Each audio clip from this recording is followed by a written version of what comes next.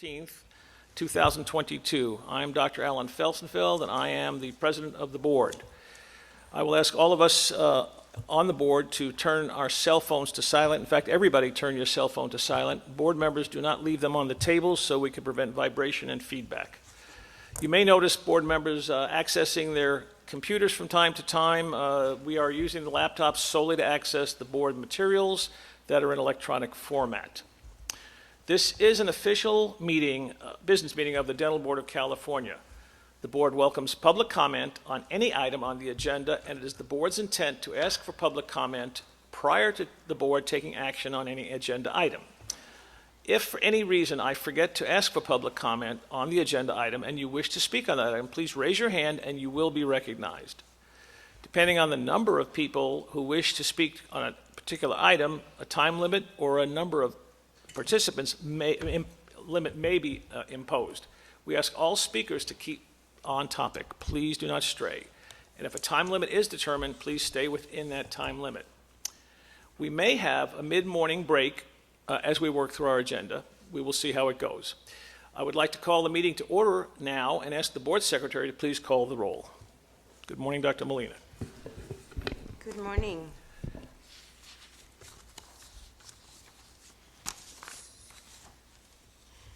Chang, Chan, present. Felsenfeld, Here, Felsenfeld here. Larin, Lorraine here. Medina, Medina here. Molina here, Morrow, Morrow here. Olagi, Olagi here. Pacheco, Pacheco here. You here. We have a quorum. Thank you, Dr. Molina. Before we begin our agenda for today, starting with item number 20, I want to revisit the rules of public comment. Before we open up that, I would like to remind individuals making comments not to discuss pending complaints, pending licensure applications, or pending disciplinary actions that may later come before the board for a decision. Such discussions are considered ex parte communications, as they could provide information to the members that is outside of the record in violation of the Administrative Procedure Act. Such discussions could create a conflict and lead to a board decision being challenged in Superior Court. Accordingly, if an individual makes comments on a pending disciplinary matter, the individual will be interrupted and asked to step down from the microphone. The board, of course, can receive comments regarding the processes in general, but it cannot receive comments on specific case circumstances where the decision is pending. In addition, public comments should address the board as a whole and not to individuals. Please be aware that public comment during this agenda item should provide information to board members, but it is not intended as a discussion between the board members and the public. The only action board members can take right now is to listen to the comments and decide whether they want a future agenda item a future agenda item on the topic. Though this may seem at times like the board members are not being responsive, following these guidelines is critical to ensure the rules of the Open Meeting Act are followed to avoid compromising the speaker's goals or the board's mission. In the interest of time, as we've done in the past, we would like to request that public comments not repeat statements made by a prior commenter. If you are in support of a statement made by a prior individual and your comments have already been made, please just state your name or association and your support for the comments. With that, we will move to our agenda. We are on item number 20, and item number 20 is a report on closed session. The report is going to be very simple. The conscious sedation permit of licensee CM was denied, and no new licenses to replace canceled licenses were discussed.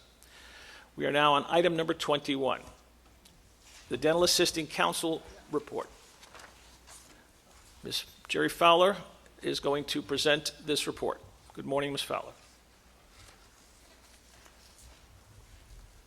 Good morning. Okay.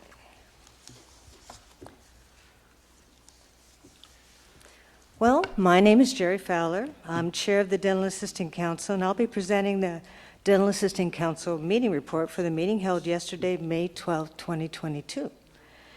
Agenda item 2, introduction of new council members, was presented by myself, Jerry Fowler, and there were two vacancies on the council for RDAs employed in a private dental practices, a public safety net, or dental health care clinic. At the February 2022 board meeting, Deandra Epps Robbins and Candace Ray Pliss were appointed to fill these positions, but I'd like to give a brief introduction of them. Deandra Epps Robbins is an RDA with 25 years experience working. She's a graduate of San Diego Mesa College, receiving her associate degree and her RDA in 1997. She works clinically for San Ysidro Health, King Chavez Clinic in San Diego, California, working with special needs patients and as an oral surgery RDA. Deandra is also a part-time faculty member for PDE Professional Dental Enterprise College in San Diego, California, teaching in their Registered Dental Assisting Educational Program. Our second appointee, Candace Ray Pliss. Candace is an RDA with 7 years experience. She graduated from Pasadena City College Dental Program, receiving a Clinical Excellence Award and her RDA in 2015. Candace serves as an advisory board member for the Pasadena City College Dental Program, and she's employed as the lead registered dental assistant at 360 Dentistry in Newhall, California. So please help me welcome and congratulate Ms. Deandra Epps Robbins and Ms. Candace Ray Pliss to the Dental Board of California Dental Assisting Council.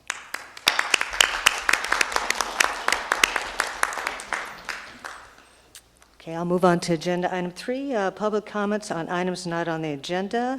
There were no public comments. Agenda item 4, the meeting minutes for the January 28th, 2022 DAC meeting were approved with no revisions. The motion passed and it was carried.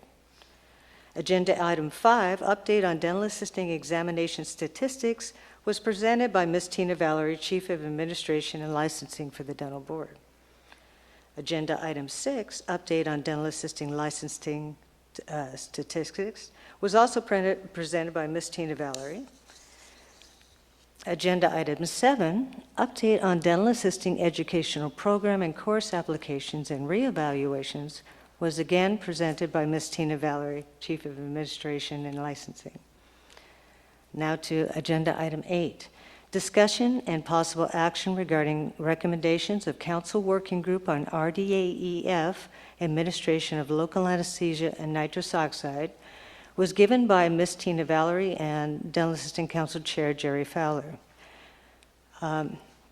Ms. Valerie presented the background information stating that the November 2018 meeting, the Council heard a presentation from Joan Greenfield regarding a proposal to add the administration of local anesthesia and nitrous oxide to the scope of practice of registered dental assistants and expanded functions.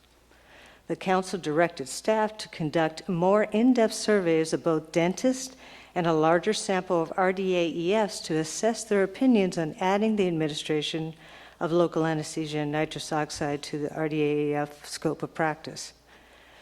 The Council also directed the formation of a working group consisting of dentists, hygienists, RDAEFs, and other stakeholders to research and evaluate the proposal. At the August 2021 meeting, staff advised the board that it does not have sufficient staff resources to carry out the Council's direction regarding development of a survey and the formation of a working group. Board staff determined that to move forward with the Council's request, a board member would be needed to assist staff with the surveys and working groups. So board members expressed concern that it was unclear as to what the Council wanted to be studied. Some board members favored moving forward with the Council's recommendation, but would need additional information from the Council. A motion failed that would move forward with the Council's recommendation to conduct more in-depth surveys of both dentists and larger samples of RDAFs to assess their opinions on adding the administration of local anesthesia and nitrous oxide to the RDAEF scope of practice. At the November 2021 meeting, the Council was asked to reevaluate whether a survey and study of these issues needed to be performed, and if so, the Council was asked to define the specific issues to be studied and surveyed with a list of pertinent survey questions regarding allowing the RDAEF administration of local anesthesia and nitrous oxide. Given the lack of board staff resources and the complexity of the issue, The council established a two-member working group to discuss the specific issues to be studied and create the relevant survey questions and return to the council to report. The two-member working group consisted of Jerry Fowler, council chair, and Tracy Reed Espinoza, council vice chair. They met and developed survey questions to be given to the RDAs and dentists separately for the council's consideration and feedback. At the January 28th Dental Assistant Council meeting, Jerry Fowler, chair of the DAC, reported that patient care and well-being is the #1 concern of the Dental Board of California, and patient comfort and happiness is every dental practitioner's goal. She stated that dental procedures and long appointments are practice killers and can cause dental phobias in patients. This concern for patient comfort and the dental practice fueled the focus of the survey questions. The survey addressed the following 2 issues. How long does the patient need to wait for additional local anesthesia and/or nitrous oxide to be administered? And 2, procedure efficiency. How much extra time is added to the procedure by waiting for the local anesthesia and/or nitrous oxide to be administered and take effect? The topic of determining the local anesthesia and nitrous oxide should become an allowability of the RDAF that it is a 2-step process. The first step is should we. This can be determined by gathering relevant data via a non-biased survey. And then step 2 is if yes to step 1, how do we proceed and implement? In order to collect pure unbiased data, the committee suggested that the survey should be taken separately by RDAEFs and their employing dentists and/or hygienists who are responsible for administering the additional local anesthesia and nitrous oxide to their patients. This will allow for more validity to the survey results by cross-referencing the data between the dentist, hygienist providing the anesthesia and the RDAF data results. The Department of Consumer Affairs Office of Professional Examination Services, OPES, reviewed the survey questions and they offered the following recommendations. Number 1, the council initially administer 2 separate surveys, one to the RDAEFs who meet the qualifications for licensure established in 2010, and the other administered to dentists who supervise RDAEFs. If the survey is also sent to dental associates and RDH, OPS recommends that this be designed as separate surveys as well. However, the council may first want to obtain information from the RDAEFs and the dentist and then make the determination as to whether additional information from other dental professionals is indicated. The second recommendation was the survey repeats questions by types of procedures performed by RDAs in practice. They wanted the survey length and the repetition of questions. They believed that it can impact response rates. Therefore, they recommended gathering data across procedures performed by RDAFs under their scope of practice. And then the third recommendation they had was if willing to, are willing to assist with revising the wording and the scales of some of the survey questions to more accurately capture the information. So action was taken during the January 28th, 2022 DAC meeting to instruct the 2-member working group, Jerry Fowler and Tracy Reed Espinoza, to work with OPES to collectively develop and refine survey questions to report back to the DAC for the May 12th meeting, which was yesterday. Jerry Fowler reported that both qualitative and quantitative data is now assessed in these, both for the RDAF and the supervising dentist surveys. No revisions to the questions was made by the council. The action was taken to instruct the 2-member working group to continue to work with OPES to finalize the survey questions and report back to the August board meeting. The motion passed and it was carried. Agenda item 9, update regarding administration of the new RDAEF written examination was presented by Ms. Tina Valerie, Chief of Administration and Licensing. Update, agenda item 10, update regarding dental assisting comprehensive rulemaking, California Code of Regulations, Title 16, Sections 1068 through 1081.3 was presented by Ms. Sarah Wallace, Interim Executive Officer of the Dental Board. And then, on agenda item 11, discussion and possible recommendation on pending legislation, Assembly Bill AB 2276, Carrillo 2022, dental assistants, was presented by David Bruggeman, legislative and regulatory specialist for the Dental Board. After a very robust discussion, action was taken by the council to oppose unless amended AB 2276 with the following amendments. Number 1, remove the Pitt and Fisher component from the bill, leaving just corona polishing. Number 2, remove permitting for corona polish administered by the dental board, require permitting for corona polish administered by the dental board, and with required proof of current BLS and infection control submitted to the board for renewal of the corona polish permit. Number 3, direct supervision level by a licensed dentist. And number 4, 400 hours of clinical direct patient care performed by the DA before taking the corona polishing course. This concludes the May 12th, 2022 Dental Assistant Council report, and I'd be happy to answer any questions. Thank you, Ms. Fowler, for that thorough report. Are there any board member questions or comments or concerns? Dr. Morrow. Thank you. Jerry, I want to take this opportunity to express my thanks and my sincere appreciation for all of the effort, the time that you put into your position as chair of the Dental Assistant Council. I personally know that you have another life, multiple lives besides this. So I just want to make sure that you know that I sincerely appreciate all that you work that you do. I can't speak for the entire board, but I can speak for myself. Thank you, thank you, thank you. Thank you, Dr. Morrow. Thank you, Dr. Morrow, and I'm sure the board feels the same way. We understand the work that she has put in. Are there any other board comments? Is there any public comment about the report? Seeing none, this is informational at this point. We will be discussing your recommendations when we come to the actual legislative packages later in the day. Thank you very much. Thank you. Who's doing this? All right, we're going to move on to item 22A, diversion program report and statistics, and Ms. Wallace is going to present that for us. Good morning. My name is Sarah Wallace. I'm the Interim Executive Officer of the Board. Today we have an update on the diversion program and some statistics to share. Mr. Bernal Vaba, who is the Chief of Regulatory Compliance and Discipline, is also the Board's Diversion Program Manager.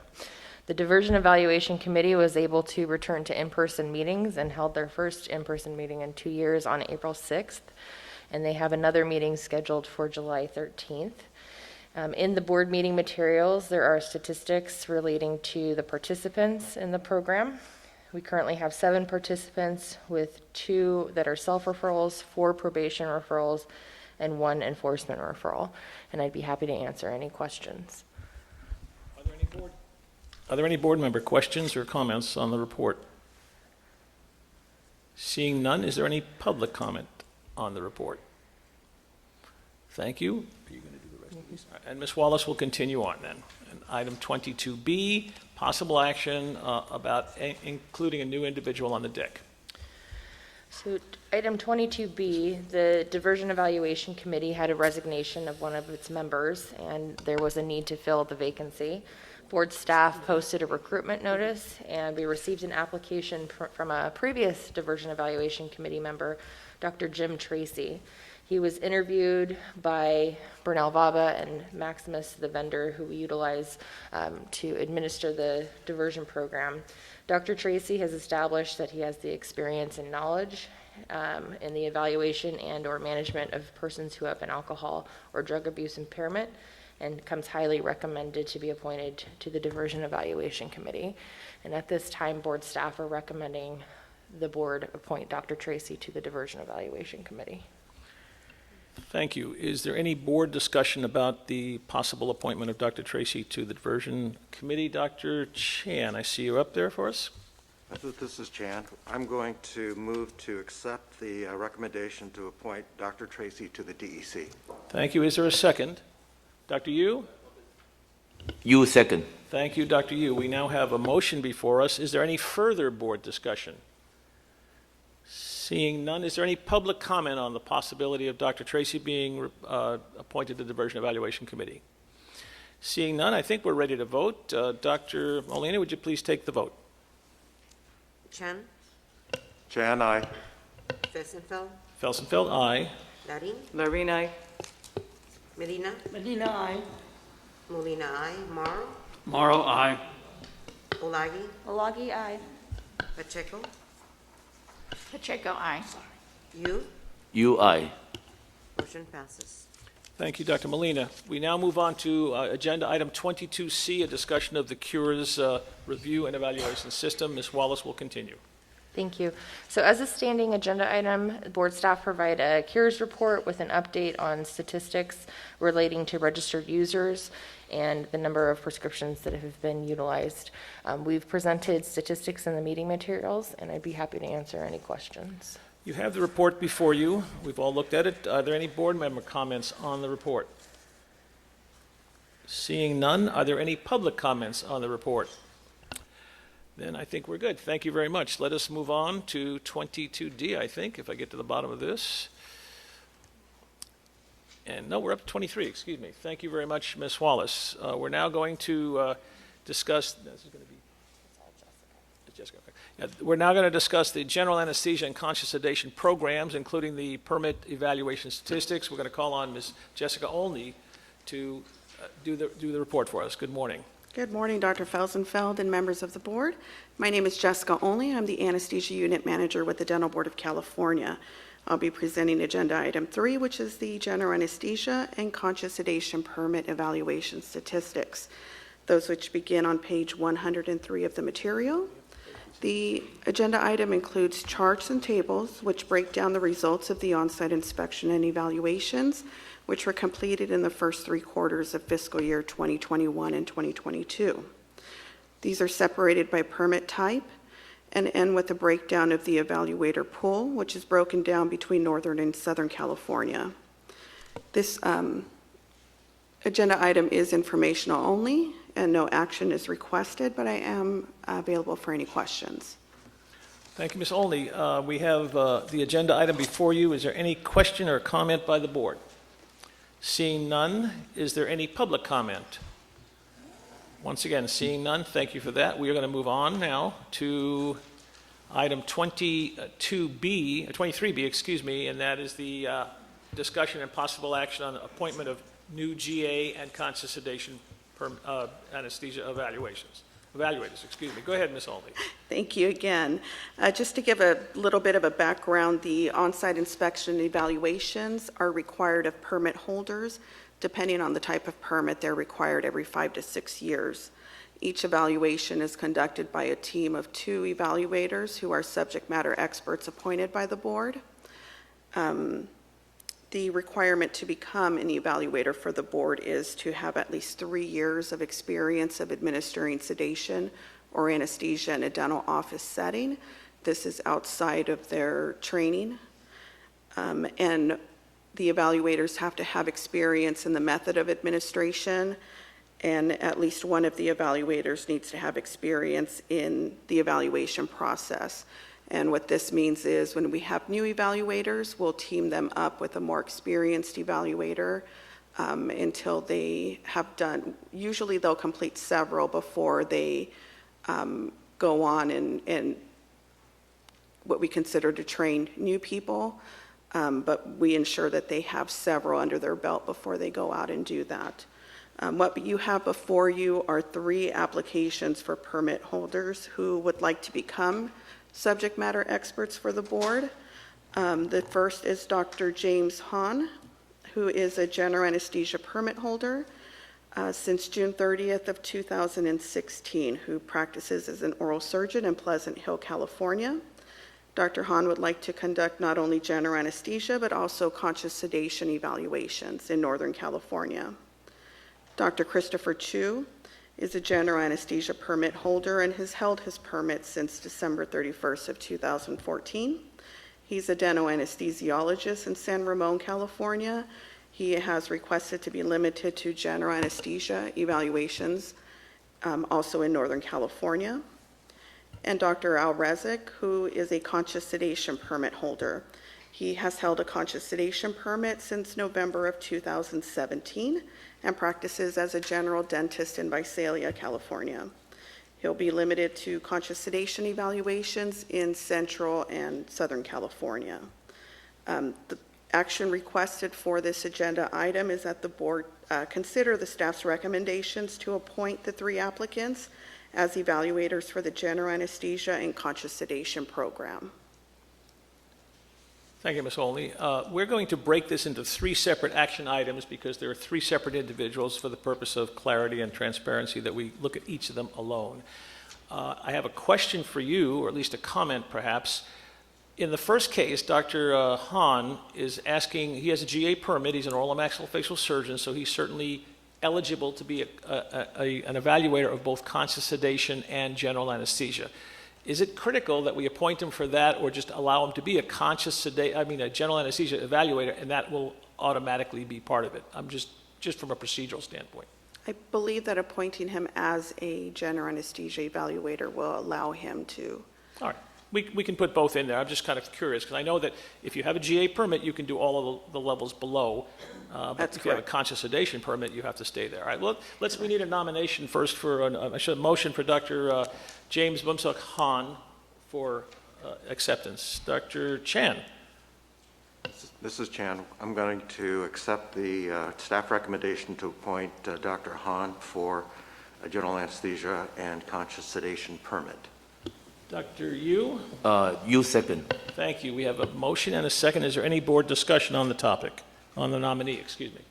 Seeing none, is there any public discussion on the nominee? In that case, we are ready to vote. Dr. Molina, would you please take the vote? Public comment? Public comment. Did I miss that? Yeah. Did I miss public comment? Come on, guys, tell me. Help me out here. Did I? Okay. You're welcome. Public comment. I did say it. Pretty sure I did. All right. No, public comment? None. Let's go. Take the vote, please. Chen, Chan, aye. Wiesenfeld, Aye.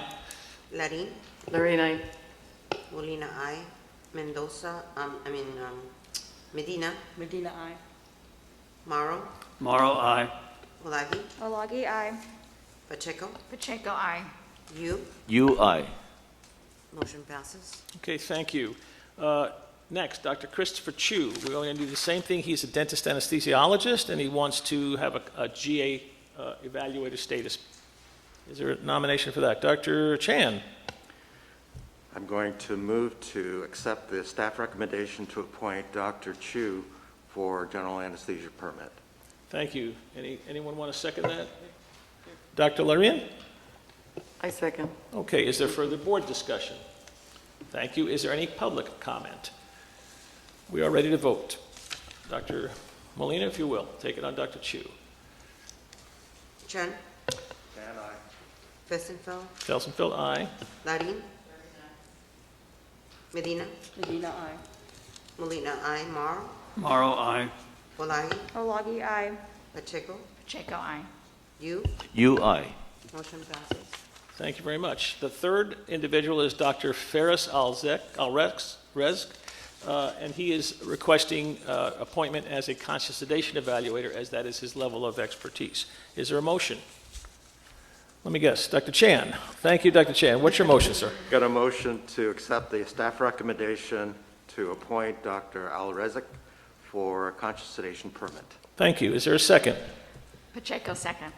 Pacheco. Thank you, Dr. Pacheco. Ms. Pacheco. All right, we have a. Is there any further board discussion? Is there any public comment?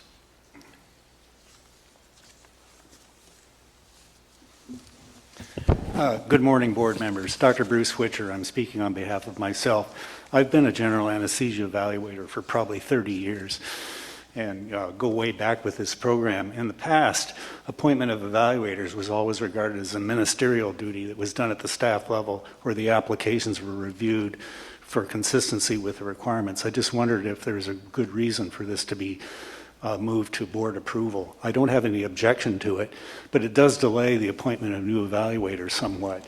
For example, they now have to wait for a board meeting to be approved before they can start doing evaluations. So just a question, really. Thank you. Thank you. There is a reason we have consulted with board legal counsel, and we've determined that as per statute, it should be referred to the board for appointment. It is not deemed to be a board staff administration duty. Okay, thank you. Thank you, Dr. Witcher. Any other public comment or questions? If not, I think we're ready to vote on Dr. Elrezik. Chan, Chan, aye. Felsenfeld, Felsenfeld, aye. Larin, Lorraine, aye. Medina, Medina, aye. Molina, I, Morrow, Morrow, aye. Olagi, Olagi, aye. Pacheco, Pacheco, aye. you, You, I. motion passes. Thank you. I want to congratulate Dr. James Hahn, Dr. Christopher Chu, and Dr. Ferris Elrezik in their appointments, and we look forward to working with them and having them help us. What Dr. Witcher did not say when he was commenting is that we are desperately and constantly in need of people to do these evaluations, and we appreciate the work that they're going to do and that you've done as well, Ms. Aldi. All right. Where are we now? We're going to go up to 23C, an update regarding the board implementation of SB 501. If you will, Ms. Aldi. Thank you again, Dr. Felsenfeld. I will try to make this brief, although there is a lot of information to cover. For those members who may not be familiar, Senate Bill 501 was signed by Governor Brown in 2018. Some of those provisions did become effective January 1st of 2019, but the provisions that I feel have the most impact to the board and to our permit holders became effective this January 1st of 2022, and those provisions make changes to the current general anesthesia and medical general anesthesia permits. They eliminate the existing conscious sedation and oral conscious sedation for minors permits and replace those with a new moderate sedation permit and pediatric minimal sedation permit. Regarding the regulations, board staff began working with subject matter experts and legal counsel to develop draft regulations. Those were presented and approved by the board November 19th of 2021. The rulemaking file was submitted to the Office of Administrative Law on December 31st of 2021. That did open a 45-day public comment period. That 45-day comment period did close on February 15th of 2022, and this board did receive several written comments and also requests for a public hearing, which was held the following day on February 16th of 2022. On March 14th, the board held a special meeting to discuss the comments that were received and review the proposed responses that were presented by staff. In addition to those comments, the board did make modifications to the proposed regulations. Most of that was to clean up typographical errors and update information that was necessary in order to move that package.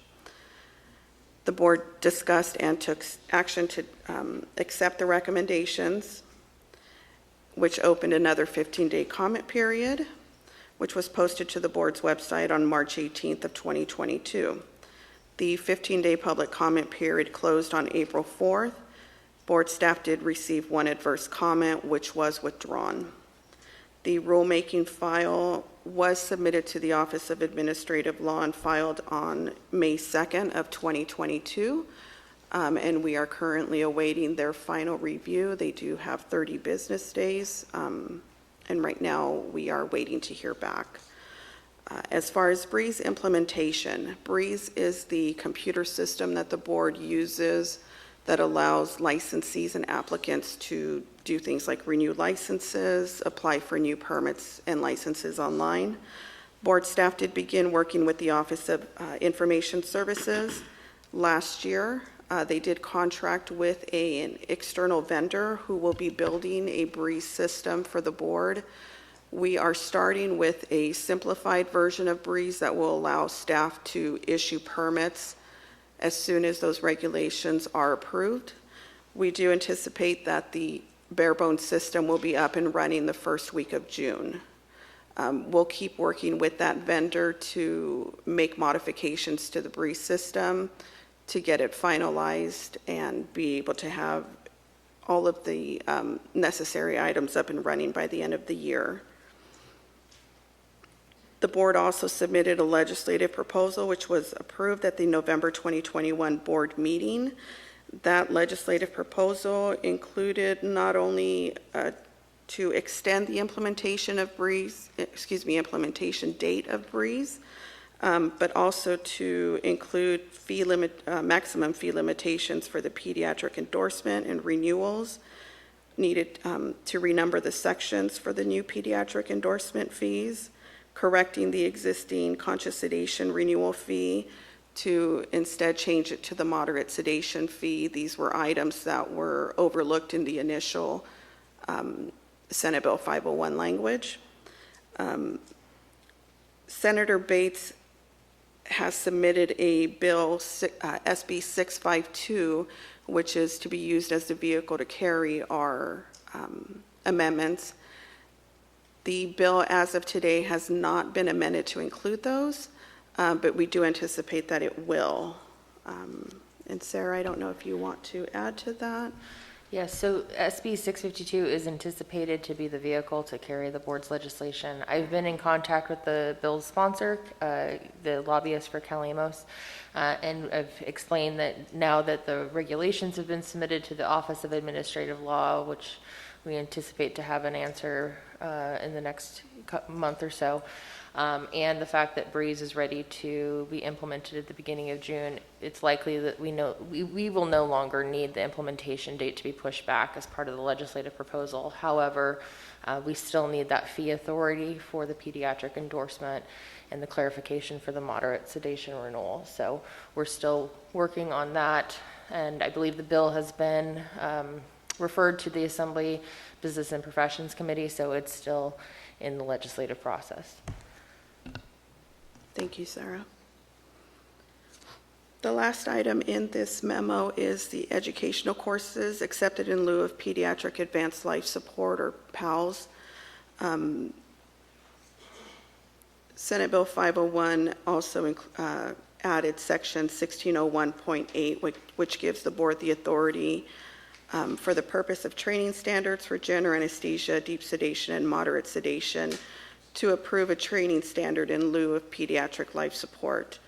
In 2020, when the board staff began working with the subject matter experts and legal counsel to develop the draft regulations, we considered the staffing resources and business processes and determined that we would not be able to introduce training standards in lieu of PALS in the proposed regulatory language.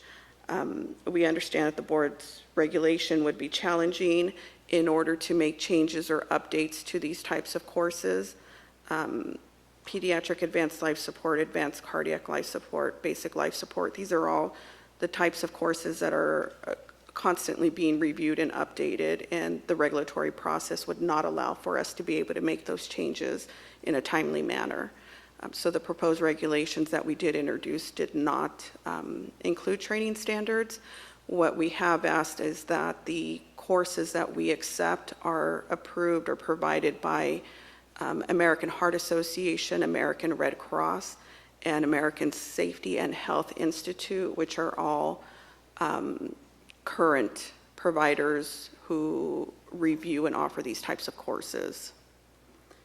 No action is requested on this memo, and it is provided as informational only, but I am available for questions. Thank you, Ms. Olney. Are there any board questions or comments? Hi, Dr. Hutchison. Seeing none, we have some public comment. Good morning. Good morning. I feel like it's the first day of school. I haven't sat here for 2 years. I'm Dr. Guy Atchison. I'm a general dentist in Sacramento. I have conscious sedation permit number 4, and I've been an evaluator since before the dental board was regulating sedation and doing on-site visits when the California Dental Association was doing it as a voluntary program. This last item, educational courses acceptable in lieu of pediatric advanced life support, is really a topic that bubbled up from those of us who are evaluators, because we recognize that one of the most important skills for anybody doing anesthesia is airway management. And both PALS and ACLS are really, frankly, inadequate in providing high-level airway management training. And in fact, several times when I've taken ACLS, the airway management part in the end was kind of a voluntary, hands-on part of the program and not a mandatory thing.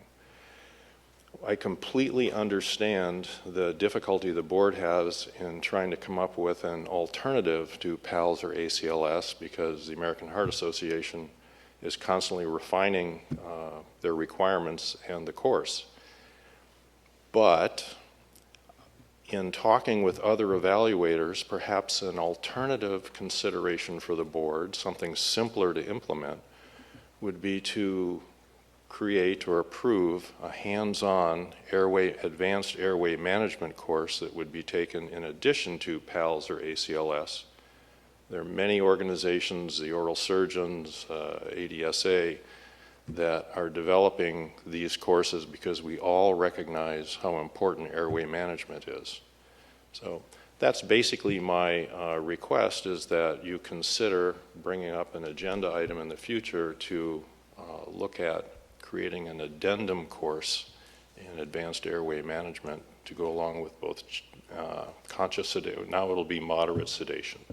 So thank you very much. Thank you, Dr. Atchison. Any other public comment on this topic? Seeing none, let's move on to agenda item 23D, and we'll be discussing the possible action on the supplemental report to the California State Legislation on SB 501. Ms. Alney. Thank you again, Dr. Felsenfeld. And I'll try to go a little slower on this one because I tend to get nervous and jump really quickly. In November of 2019, or excuse me, November 19th of 2021, the board was presented with the draft report to the California State Legislature regarding findings relevant to informed dental anesthesia and sedation standards. This draft report was presented to the committee, the anesthesia committee, prior to this on September 30th of 2021. The committee made recommendations to make edits, and that final report was submitted to the full board at the November meeting, and that report was approved and was submitted to the legislature in December. Prior to that November board meeting, the board received a letter from the American Association of Oral and Maxillofacial Surgeons on November 17th of 2021. The AAOMS expressed concerns that the draft report had omitted provider specificity data, intended patient sedation level, and also the AAOMS anesthesia guidelines. During that November board meeting, it was determined that due to the last-minute nature of the concerns raised by AAOMS, the board staff would review the concerns and potentially submit a supplemental report to the legislature. We brought the information back to our February board meeting, and at that board meeting, the board discussed the AAOMS parameters of care and the AAOMS office anesthesia evaluation guidelines and whether to submit those into the supplemental report. The board voted not to include the parameters of care and the office anesthesia evaluation guidelines, as the report would not make a significant, or the inclusion of these would not make a significant impact to the information that had already been provided.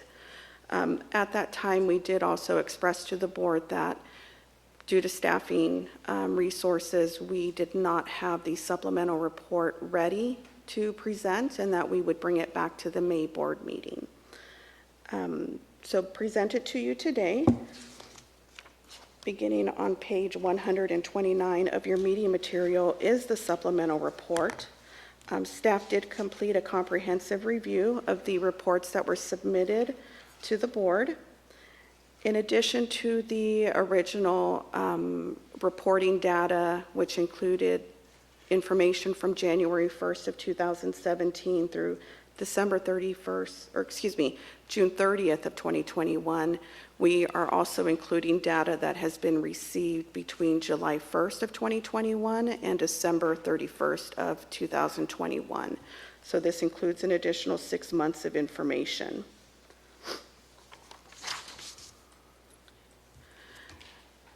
So following the review of the reports, the board found that there were actually a total of 372 incident reports that were received by the board, as opposed to the previously reported 210 reports.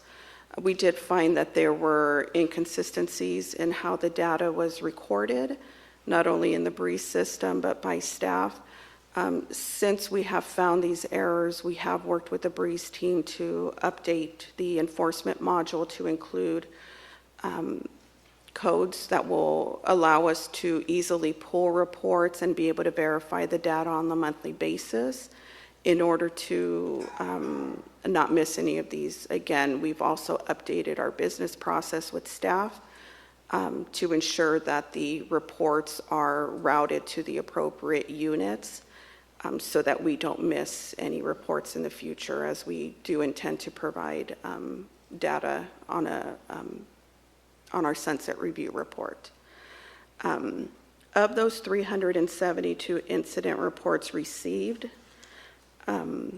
324 of those reports were for hospitalizations of patients either during or after a dental procedure, and 48 reports were for the death of a patient.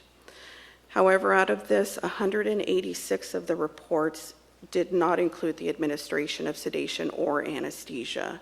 So those 186 cases are not included in this report. These were cases where there was no sedation or anesthesia administered, other than possibly a local anesthetic. Excuse me. 162 of the reports involved patient hospitalizations, and 24 reports included a patient death. So that's an increase of 1 patient death from the information that was previously reported. The supplemental report also includes provider specificity, so that includes the provider type that was either administering or monitoring the patient during the administration of anesthesia. Also includes the planned depth of sedation as well, as requested by the AAOMS. So board staff is requesting that the board take the following action: to review, discuss, and provide comments on the draft supplemental report to the California State Legislature regarding findings relevant to inform dental anesthesia and sedation standards, and direct staff to finalize the supplemental report and submit it to the California State Legislature. And again, beginning on page 129 is that draft supplemental report, and I'm available to answer any questions you may have. Thank you, Ms. Olney. Is there any board discussion about the report or questions about it or comments? Seeing none, is there a motion? Stay with us, Dr. Atchison. Is there a motion to direct well, let's do this. Let's do public comment on that right now, because there may be something that we have to look at. Go ahead. Hi, Dr. Guy Atchison again. I just wanted to say how important this report is that your staff, this board, has done, especially the refinements to break it down by location of sedation, the type of provider. This is amazing information. I'm on several boards that involve sedation, and it's very difficult to explain to a provider, say from Alaska, who seems to be amazed by the number of incidents related to sedation and dentistry, and how can that be? And as a general dentist, we're usually the ones that the finger's getting pointed at. So I want to applaud you for this report and the staff. And the only additional comment would be that it would be amazing if you could somehow find out the total number of sedations that are happening in the state, perhaps incorporating a requirement to provide the number of different types of sedation that you provided during each license renewal period. And then we would really have some solid statistics. So thank you again. Thank you, sir. Dr. Witcher, were you coming up to the microphone? Dr. Bruce Witcher, and some of you may not know, but I was one of the co-authors of the Pediatric Anesthesia report that came out in 2018. I submitted comments on the initial document that came out prior to this latest revision, and I really don't have a lot to add. I would just really like to thank Dr. Felsenfeld's committee and especially staff for all the hard work of going back over all these reporting forms. It's very tedious work and very detailed oriented. And, thank you for going back and making corrections so we're sure the data is as accurate as it can be. With respect to the number of cases, the N, the denominator as it's known in the trade, that is a laudable goal. However, there are very practical considerations involved in collecting that number. I was just at a patient safety conference in Phoenix where we discussed a lot of these things. And all we have right now are pretty rough estimates, mainly from insurance company claims and other sources of data. The challenge is that you got to have at least 1 million cases before rare events start becoming apparent. And even if you do have an N or a number that gives you a measure of the prevalence and incidence of bad outcomes, it doesn't tell you why they occurred or what to do to prevent them. It's just a number. Just as a little background information, the American Society of Anesthesiology back in 2009 began a major project to record every anesthetic that is given and any potential outcomes, known as the National Anesthesia Clinical Outcomes Registry. This is a really massive effort, but even that program, which is basically institution-based, where there's a lot of IT horsepower and a lot of manpower available, they only have relatively low participation of about 40%, and most of that is billing data. So as hard as they try, and they have millions of cases recorded, they're missing things like outpatient surgery centers and other outcomes that would be more relevant to our profession. So this is a very challenging area of research. I don't think there's any one of us that wouldn't want to see these numbers lower. And the question is, how do we get there? I think it really has to come from the profession. I'm not sure that a regulatory board is the correct agency to take on this responsibility. Anyway, you have my written comments. They were submitted and they're posted on the website under the previous report from last year. So thank you for this opportunity, and thanks for all the hard work. Thank you, Dr. Witcher. Are there any other public comments on the issue? Seeing none, I'm going to make an assumption, and please, if you don't agree with me, let me know. The comments that we have heard have been very laudatory, and thank you on behalf of all the people who've done all the hard work. The only concern was, are we ever going to get a denominator? And that's really a blue sky question, which is not going to have impact on our submission of a report to the legislature right now. It is a long-term lofty goal. So I'm going to ask if we can have a motion from the board to do number 2, and that is to direct staff to finalize this supplemental report and submit it to the legislature. I saw Dr. Lieu. You motion. Thank Yeah. you. And that's for the item number 2 on the list. Item number Direct 2, staff. to approve the staff to finalize the supplemental report and submit to the California State Legislature. Thank you, sir. Dr. Chan. Chan, second. Dr. Chan seconds it. Is there further board discussion on this issue? Seeing none, is there additional public comment on this issue? All right, Dr. Molina, we're ready to vote. If you'll do that, please. Chen, Chan, aye. Felsenfeld, Felsenfeld, aye. Larin, Larin, aye. Medina, Medina, aye. Molina, aye. Morrow, Morrow, aye. Olagi, Olagi, aye. Pacheco, Pacheco, aye. Yu, You, aye. motion passes. Thank you very much, Dr. Molina. We now turn to item 24 on your agenda, and that's going to be the tentative legislative calendar. We're going to ask Mr. David Bruggeman, who's our legislative and regulatory specialist, to comment on the calendar and stay up for the rest of the day, sir.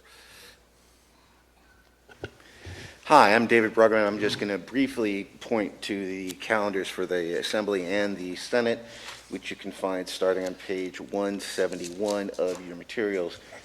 There's one relevant deadline that has just recently passed, that on April 29th, it was the last day for policy committees in each house to report bills that originated in that house. I bring that up because some of the bills that we've been tracking did not make that deadline. I'll indicate those when we get to specific pieces of legislation.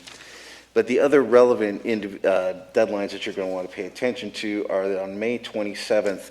That's the deadline for each house to pass any legislation that originated in that house. So if I'm talking about an assembly bill, that's the deadline for it to have passed the assembly. If I'm talking about a Senate bill, that's the deadline that it would need to pass the Senate. And then finally, the deadline for the legislature to pass any legislation for this year is going to be August 31st. So those are the timeframes that we're working with, which essentially means that this is the board meeting where the board has the opportunity to make take a position on legislation if it so chooses, and to have it have any influence on the process moving forward. So that's the extent of my report on the calendar, and I'm just going to go ahead and move into the legislation if you prefer. Prior to doing that, we'll see if there's any board member discussion, and most importantly, see if there's any public comment on that, sir. Of course. Any board member discussion on the calendar? Seeing none, is there any public comment on the calendar? Thank you. Let's move to item 24B through DD. Would you explain what we have here and how you're going to get us through it, sir? Absolutely. Thank you. So yes, we've noted 30 different bills of potential impact to either the board, the Department of Consumer Affairs, or the dental profession that the board has been tracking. However, I'm going to brief the board on only 10 pieces of legislation that we think have the most potential impact, and the board staff have made recommendations on positions for the board to take on 5 of those pieces of legislation. And I'll identify those as I go through the brief. So I'll just take each of these 10 bills in numerical order, assembly bills before Senate bills, and as we get to a recommendation for the board, we get into further discussion at that time. Thank you. So the first of the 10 bills that I'm going to brief you on is AB 1662. And this bill is currently with the Assembly Appropriations Committee. It concerns Section 480 of the Business and Profession Code, and it would revise that section to permit prospective applicants to inquire with the board if any criminal conviction that they may have could result in denial of their application. And this would be done prior to those individuals making that application. So they wouldn't have submitted their application for licensure, they wouldn't have taken an exam, they wouldn't have even gone into their training courses. And so based on the information that applicant would provide, a board would be expected to determine whether or not that conviction may result in an application being denied.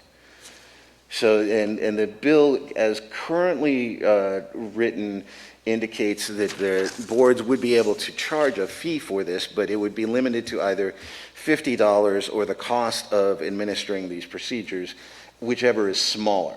And given the effort both in time and money in conducting background checks of potential applicants for licensure, the staff is recommending that the board oppose this bill.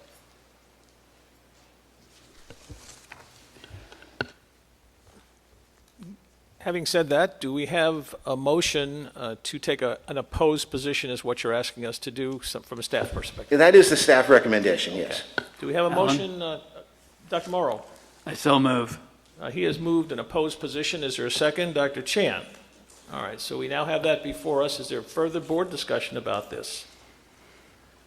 Is there any public comment on this particular bill and our opposed position, potential opposed position? If not, Dr. Molina, would you please take the vote? Chan. Chan, aye. Oppose. Felsenfeld. Felsenfeld, aye. Marin. Aye. Medina. Medina, aye. Mendoza. Molina. Morrow. Morrow, aye. Olagi. Olagi, aye. Pacheco. Pacheco, aye. Lieu. UI. Motion passes. We now have an opposed position on that bill. Continue, Dr. Bruggeman. Mr. Bruggeman, sorry. Thank you. The next bill of concern here is AB 1733, And you may remember that yesterday we had a brief from the Department of Consumer Affairs specifically referencing this bill. This would be a bill that would amend the current Bagley-Keene open meeting laws to allow for boards to hold meetings by teleconference. Now, unfortunately, this bill did not make that late April deadline in order to move forward. We expect that this bill is dead. However, as the DCA representative indicated, we would also recommend that the board weigh in support of this legislation, or at least in support of an open meeting bill, refinements to the Open Meeting Act that would facilitate meetings by teleconference. And so if the staff recommendation here would be to essentially support this bill. So we're requesting the board to take a support of the concept so that we can communicate that to the author's office and to the legislature, that what the benefits of this bill would bring to the dental board.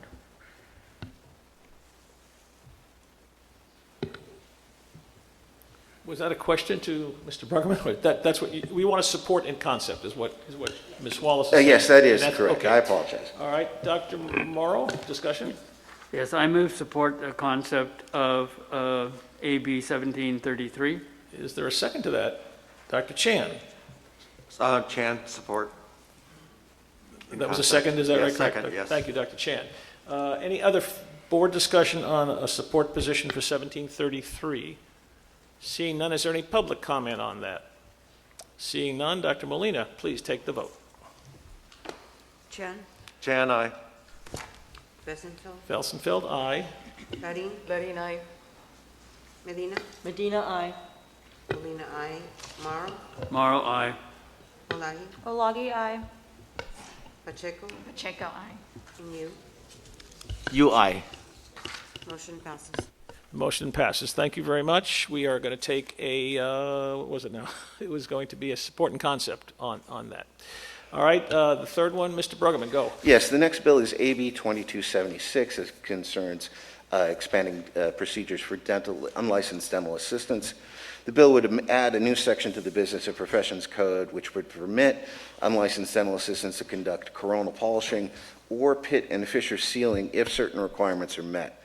And those requirements would involve completing a board-approved 2-hour course in the Dental Practice Act, an 8-hour course in infection control, and a board-approved course in the procedure that they seek to practice. And the dental assistant can perform these procedures only under the direct supervision of a licensed dentist, and only after the dental assistant has submitted evidence to the board that they have completed a board-approved course in the procedure. Bill was recently amended to add additional requirements for the supervising dentist and the dental practice for where these procedures would take place. They'd have to, the dentist would need to review the pit and fissure sealant application, be listed in the record for the procedure, and confirm the competency of the dental assistant. The dental practice would have to retain records for at least 2 years after the dental assistant has left the practice. However, these amendments did not remove the requirement that the dental assistant must submit evidence to the board that they completed a board-approved course in the procedure. And this specific aspect of the bill would place a burden on board staff to essentially create a certification system where we would collect the evidence and track these indicators for a population which is unlicensed and for which we at least currently do not have any regulatory or disciplinary actions except through the supervising dentist. However, we would recommend that the staff recommendation is that to support the bill if it is amended to remove that specific requirement. It is our contention that the two practices, because their activities at RDAs must be trained in, that we believe this could encourage unlicensed dental assistants to seek to complete those courses and continue along the pathway towards becoming an RDA. And as you've heard before, the Dental Assistant Committee reviewed this yesterday. They have their specific recommendation that I'll defer to Chair Fowler to discuss when we get to the public comment portion of this particular item. But the staff recommendation is to support if amended. Thank you, sir. We have suggestion to support if amended. We're going to hear more on the amendments that are going to be suggested in a moment. Is there any board discussion at this time? Seeing none, before we actually make a motion, I think it'd be appropriate to have the Dental Assisting Council report on what their amendments are, because then when we make a motion, we'll know what we're making a motion about. So, Ms. Fowler, if you will.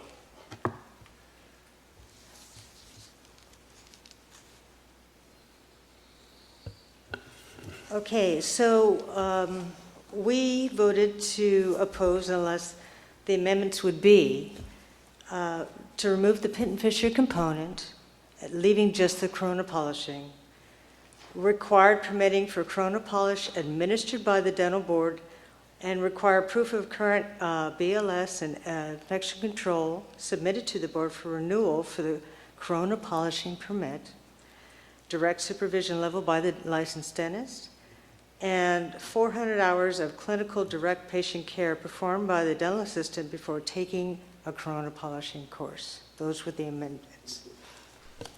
Thank you, Ms. Fowler. At this point, is there any discussion about the motion or the suggestion that we have a motion to support if amended, including or incorporating these or similar? We can look at that again? Well, just to clarify, Chair Fowler just reiterated the Dental Assisting Council's recommendation, which was to take an oppose unless amended position, and those were the Dental Assisting Council's recommended amendments. The staff recommendation relating to a support if amendment is a little different. The only amendment staff is recommending is removing the requirement that the certificate of completion is submitted to the Dental Board of California, and instead require the certificate of completion be submitted to the supervising dentist, and put the responsibility on the supervising dentist to maintain that compliance. Thank you, and I apologize for that error. So now, at this point, we have to make some decisions as to what we want to do. As I see it, we have one to support if amended with the removal of that requirement. The other is to oppose unless amended with the requirements that the Dental Assisting Council came up with. Or we could blend. We could make comments. Does anybody have any discussion points or what ideas of where you'd like to go with this? Yes, it's complex. I understand that. Dr. Lieu, your microphone is on, but that's fine. Dr. Molina, go ahead, and then Dr. Liren. Okay.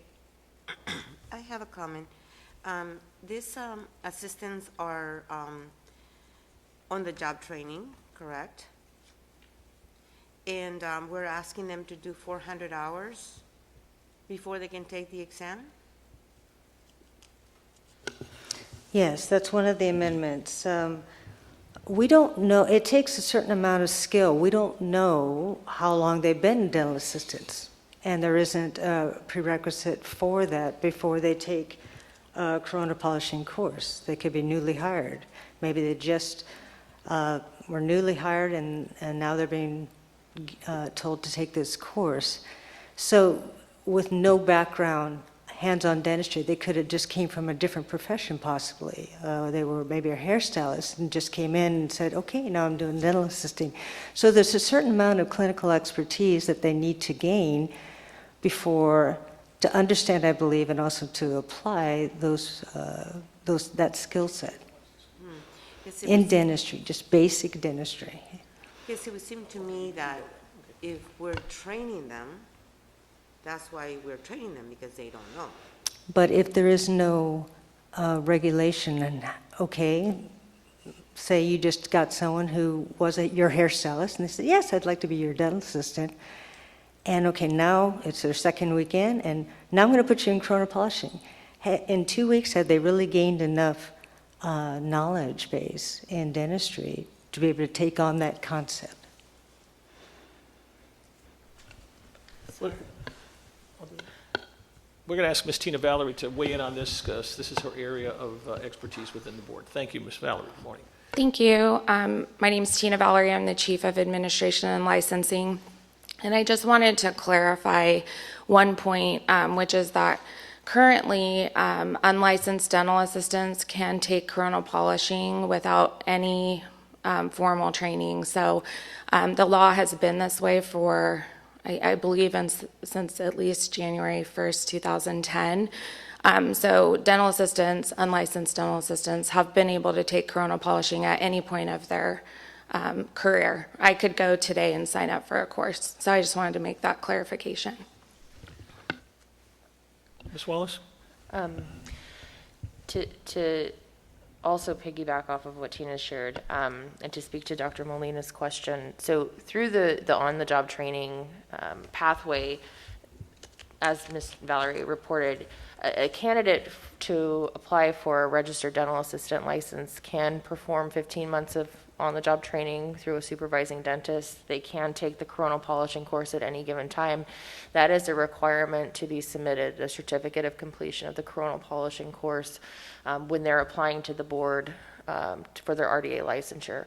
If that certificate of completion is submitted to the board and they're deemed qualified, then they are issued eligibility to take the RDA written examination. If they pass that written examination, then they become a licensed registered dental assistant. The amendment that has been proposed by the Dental Assisting Council is different in that the 400 hours of direct patient care, I believe it was 400 hours, would be required to be signed off by the supervising dentist before they could even enroll in the coronal polishing course, whereas you could potentially also have unlicensed dental assistants who are seeking RDA licensure not have to meet that requirement to perform 400 hours of direct patient care before they can take the course, yet they can become a licensed registered dental assistant. I also want to just reiterate, over the past few years, there's been an ongoing review in the legislature of regulatory boards and determining whether or not unnecessary barriers to licensure are being imposed. And so as we make recommendations on bills, it's important to remember and take into consideration whether or not there's necessity behind recommending certain positions on bills or amendments and ensuring that the actions we're taking are in the best interest of public protection. So I'm concerned that it could be misconstrued that requiring an unlicensed dental assistant to take a certificate of completion for a coronal polishing course, which is required for additional licensure, but setting a higher standard for an unlicensed dental assistant could be met with some trepidation. So I wanted to point that out to the board so you have that information as you make your decision today. Is there any other, there was some other board discussion down here. Dr. Ladrian. Thank you. I am in support of this bill with the amendments with that the Dental Assistant Council provided. And I see that this will definitely help with the underserved populations and access to care because it's very important. I cannot find an RDA. It's so difficult to find an RDA. And I'm sure a lot of dentists are also having the same issues. The only concern I have is that with RDAs, I believe we have to get background check and we have to get fingerprints and that sort of stuff. And I see a lot of disciplinary cases. Most of the disciplinary cases are from dental assistants. So I don't know if we can have like a background check or something because they're going to be working a lot closer to the patient, more time alone. So we have no idea where they come from. Like they said, they could be a hairdresser. Do they have any disciplinary cases out there? I don't know, but that's just another issue that I wanted to bring up. But I also wanted to comment that I receive a lot of interns from dental assistant schools, and they come out and they can do polishes right away. So they don't practice at the school very much, almost anything. But when they're doing their internship, they can do polishes. So they're already doing that. If I may try to direct where your comments are coming from and make sure we're all clear as to what you're suggesting, we were looking at two options. One would be to support if amended, and the other would be oppose unless amended. And I think you're trying to say that you like the amendments that the Dental Assisting Council, but you'd like to support it if those amendments are in, which means you'd like to take all of those amendments and put it into the support if amended part of this bill. Is that what you're suggesting? Yes, but I also just want to mention the part about no background check. What should we do about that? I mean, do they have any disciplinary cases behind them? Where do they come from? I mean, they're going to be working a lot more intensely with the patient. So that's just something to consider. Okay. Don't want to get into a big hole, but right now, the suggestion is that we blend the two, support if all of those amendments, plus your amendment that you suggested earlier, are on the bill. Was that a motion, or is that just a suggestion to consider? I make a motion to support the amendments of the Dental Assistant Council.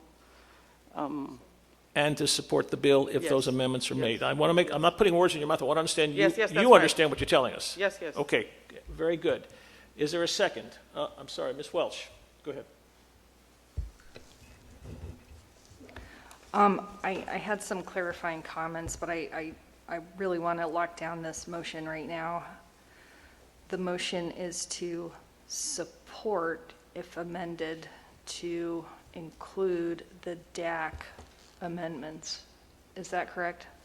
Okay. My clarifying comments are to build on what Sarah Wallace was talking about, barriers to licensure. I think in this particular scenario, it's access to care particularly. If you add a permit requirement for a dental assistant to perform coronal polishing, the access to care starts to drift away. The current bill is trying to increase access to care by not requiring any permitting.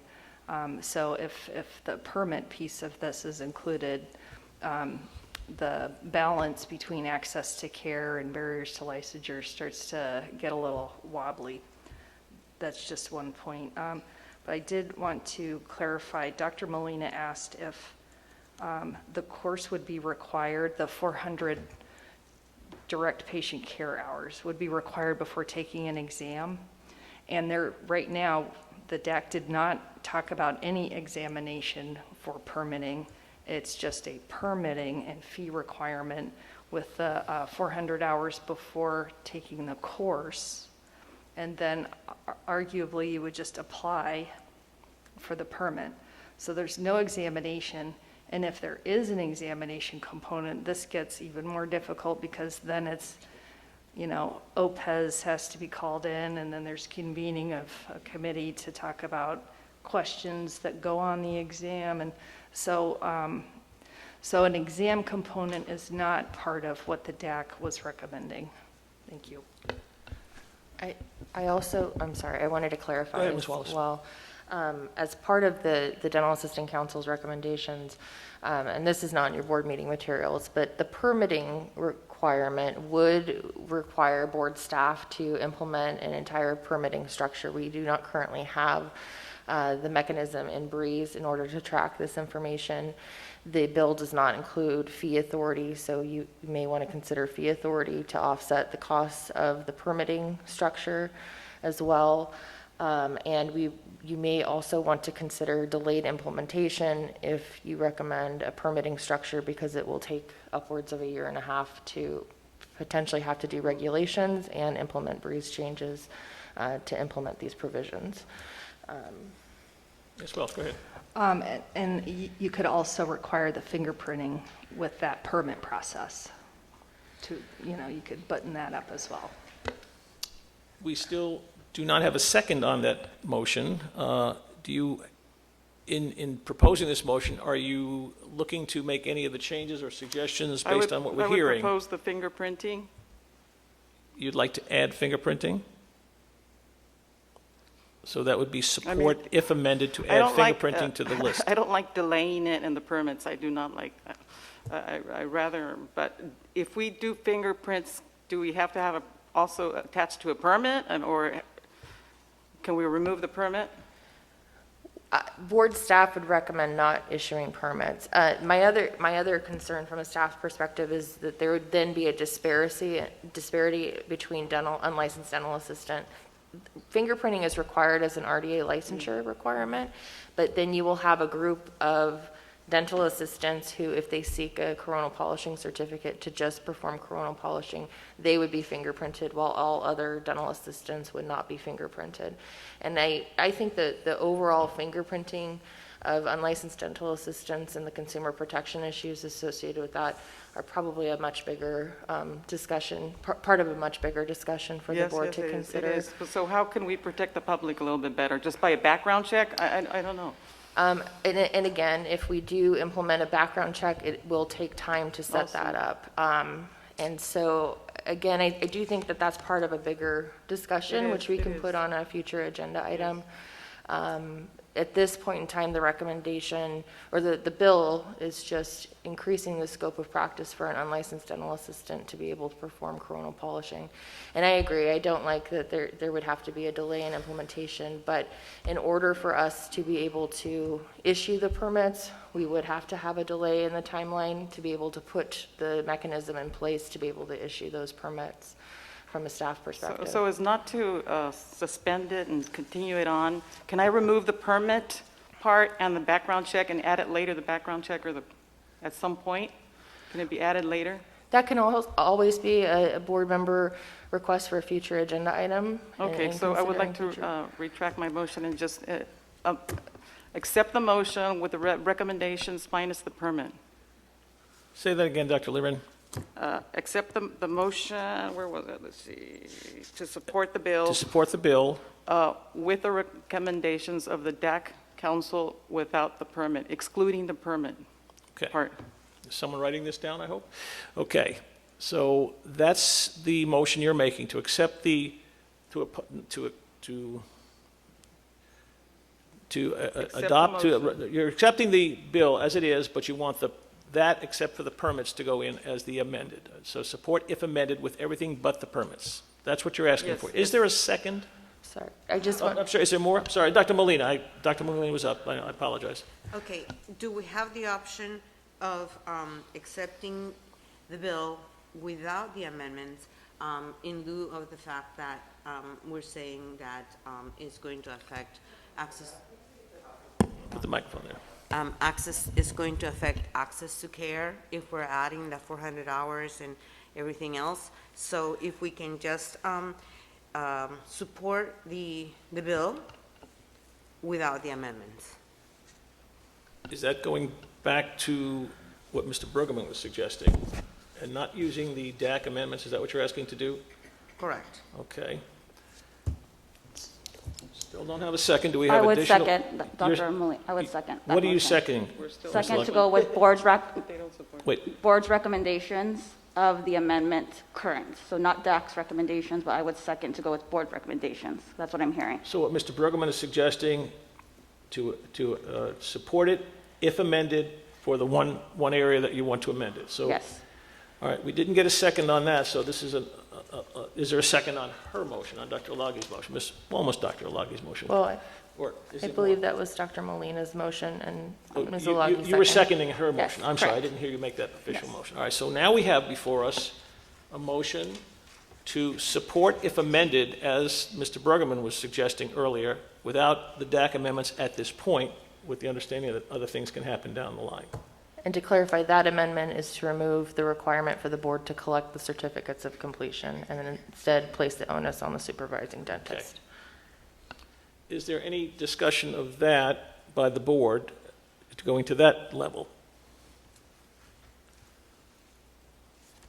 Seeing none, is there public comment on it?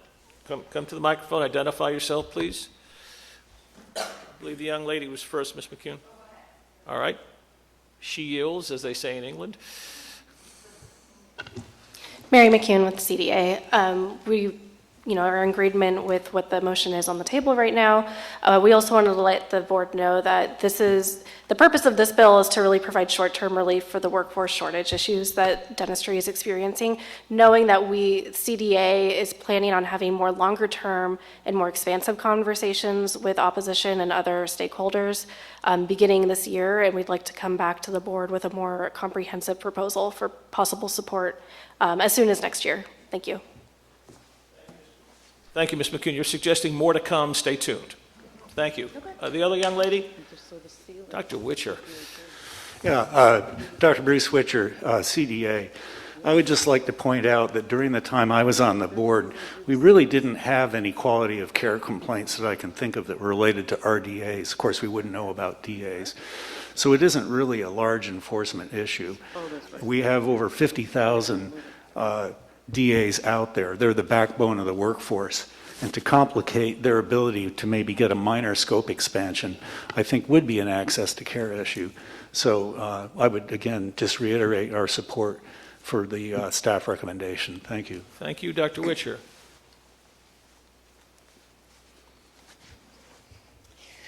Good morning, Melody Randolph here with the California Association of Dental Assisting Teachers and the Dental Assisting Alliance, and we have worked very hard to oppose this. We support a lot of what the DAC talked about yesterday.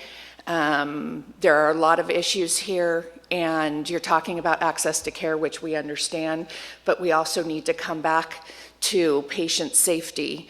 Coronal polish is using a handpiece in the mouth, again, for assistants who may have little to no understanding of how a handpiece works and all of that. The 12 hours of required education coursework was written for, the requirements was written with the understanding that the person taking that coronal polish class would have some background information before being able to coronal polish.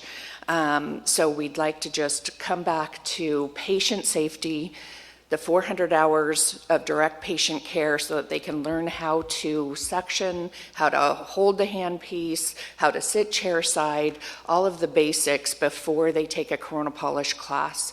So we're not opposed to some form of revision, and again, we're working with CDA to put some sort of revision so there's something in here that we can have an unlicensed DA coronal polish, but we need some stop gaps in there for patient safety. Thank you. Thank you, Ms. Randolph. Is there any other public comment? Ms. Fowler? Just for clarification, so with no, am I allowed to make comments? No? Well, no, we had asked for one per person. Well, is there a reason why, she's the DAC chair. I think there's no reason why you cannot make a comment. Please, it's clarifying. It's okay? You're a member of the board as part of the DAC in a sense. So okay. It's different than just a public comment. So we're accepting the original legislation, which was corona polishing and pit and fissure, am I correct? That's what it would say, yes. Yes. So RDAs are trained to chemically prepare teeth, place and adjust direct provisional restorations, fabricate, adjust, cement, and remove indirect provisionals. And so they get training in occlusion. DAs have no occlusal training. And so my issue with the pit and fissure sealants is how will DAs adjust their occlusion on the sealants when they can't use hand instrumentation to adjust occlusions like RDAs can? They have no method to adjust it if the occlusion's high and no knowledge base. So that's my main issue with the pit and fissure being in it. They don't, we'd have to rewrite the allowable duties for the DA in order for them to truly do. Thank you. Ms. McCune, your second time around, Ms. McCune. Apologies. I just want to clarify. I'm not saying that's a good thing. You might want to sit down. Oh, right. I can't believe I told you that, but yes, Okay. ma'am. One per comment. Ms. Fowler is part of our team and has to clarify. Yes, ma'am. Hi, my name is Zania Delling, and I'm representing the CDAA. Sarah, you had mentioned that the board does not have permitting capabilities. Is that what I just heard you say?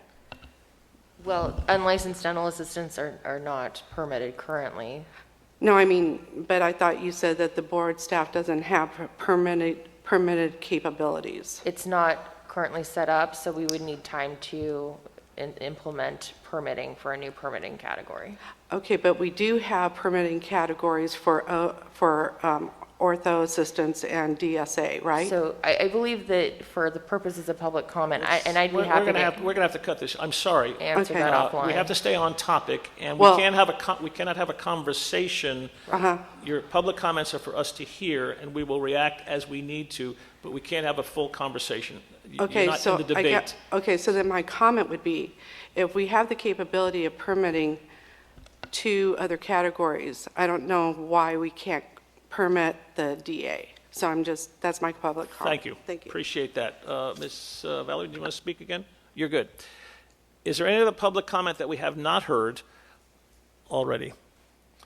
If not, it looks like you're ready to vote. Let's go back and review what we're going to vote on. We're voting on a motion to support, as Mr. Bruggeman suggested, the original resolution, if amended, to remove, and I don't remember the details of the remove, so you could tell, things that are, It's to remove the requirement for the certificate of completion to be submitted to the board for tracking, and instead place that burden on the supervising licensed dentist to oversee and ensure compliance with. I think we're ready to vote. Dr. Molina, please. Chan, Chan, aye. Fessenfeld, Felsenfeld, aye. Larin, Larin, aye. Medina, Medina, aye. Molina, I, Morrow, Morrow, aye. Olagi, Olagi, aye. Pacheco, Pacheco abstain. you, UI.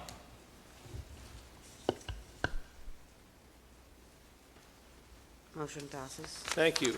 More to come on this. This is a complex area, and we're going to be seeing more of it down the line. So, Mr. Bruggeman, keep going.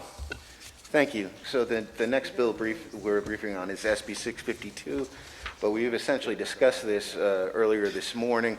This is the placeholder bill for the extension of requirements connected to SB 501. I won't belabor the point any further. We're making no staff recommendation on this bill. Thank you. And we're waiting for Senator Bates to do what she said she was going to do. So we'll take it from there. Okay. The next bill is SB 889. This bill would essentially establish an anesthesia permit process for nurse anesthetists. However, this bill did not pass the policy committee in the Senate and is essentially dead. So we do not expect action on this bill to take place in the legislature, so we're making no recommendation on this bill. Thank you. Next bill is SB 1031. This concerns the inactive license fees that boards can charge. Dental board currently charges the same amount for an inactive license fee as for an inactive license. The dental board currently charges the same amount for an active license as it does for an inactive license. However, this bill would cap the ability to charge a fee for an inactive license to 50% of the active license fee. And because this would provide a significant fiscal impact to the board, major loss of revenue, we are recommending that the board oppose this bill. So we're looking for an absolute decision on this one. Okay. The recommendation would be to oppose the bill. Is there any discussion before we make a motion? Seeing that, Dr. Chan, are you on there for a reason, or you just forgot? Okay. Ms. Molina, Dr. Molina, I'm sorry, your microphone is on, but you're not willing to talk. All right. Do we have a motion then to recommend an opposed position to the bill? Dr. Morrow? So move. And Dr. Lieu, you're seconding? Second, yeah. Second by Dr. Lieu. Is there any further discussion on that by the board? Is there any public comment? Then we are ready to vote. Dr. Molina. Chan, Chan, aye. Fessenfeld, Felsenfeld, aye. Larin, Larin, aye. Medina, Medina, aye. Molina, I, Morrow, Morrow, aye. Olagi, Olagi, aye. Pacheco, Pacheco, aye. you, UI. motion passes. Thank you. Continue, Mr. Bruggeman. I'm going to make you a doctor today, sir. I never did finish my dissertation, but that's irrelevant. Close to the enough. discussion. Almost a doctor. Indeed. So the next bill is SB 1365. This bill would add a section to the Business and Professions Code requiring boards post on their websites the criteria they use for evaluating applicants with criminal convictions. It also would require the Department of Consumer Affairs to establish a process for these boards to post the criteria to their websites, develop a process for boards for use in verifying applicant information in the process of background checks, and to develop an informal appeals process. The board staff does not have a recommendation on this bill. Next bill is SB 1443. This bill would extend the board's sunset date by 1 year to January 1st, 2025, and we would recommend that the board support this bill. Seriously. Okay, the recommendation is to support the bill. Is there any discussion? Do you want to discuss or move? What would you like to, move the bill? Yes. Move the recommendation Move to to support. support. Is there a second? I'll second it. All right, Ms. Medina, thank you very much. Any discussion by the board? Seeing none, any public discussion, public comment? Seeing none, we're ready to vote. Dr. Molina, keep you Chan. busy today. Chan, aye. Fesenfeld. Felsenfeld, aye.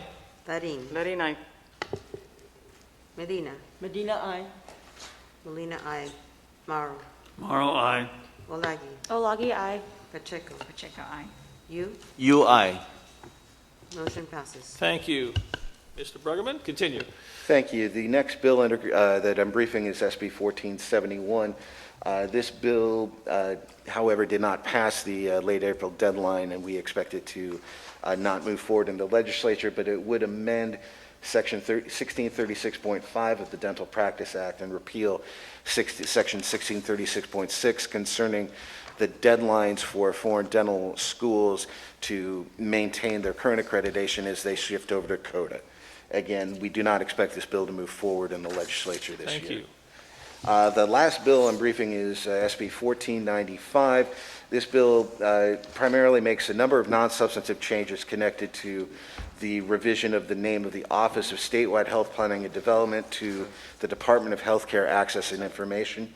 However, it does amend Section 1936.1 of the Practice Act to change the assurances made concerning the continuing education of dental hygienists from prospective, that when they renew, they are required to state that they will fulfill certain continuing education requirements. The bill would change that to a retrospective assertion that they have completed certain continuing education requirements. We do not have a recommendation for the board on this bill. Thank you, Mr. Bruggeman. I think that completes your report for today. All right, It we are does, now- yes, thank you. Thank you, sir. Good work, a lot of work done. We are now on item 25, and that is discussion of prospective legislative proposals. Stakeholders, that would be you guys out there, are encouraged to submit proposals in writing to the board before or during the meeting for possible consideration for the board, by the board, at a future meeting. Which brings us to what's likely going to be the conclusion of the meeting. So what I would like to suggest is I want to thank the people who participated at the public level. There was a lot of discussion and debate today. That was good. I want to thank the board members for getting involved. That was wonderful, but I especially want to thank the staff. You guys don't know how much effort it goes into putting these meetings on and getting this all done, and how much last-minute stuff comes in. We want to thank the staff very much for all the work they've done. And with that, 10:38, whoever was betting, we are done. Congratulations, good day, good travels.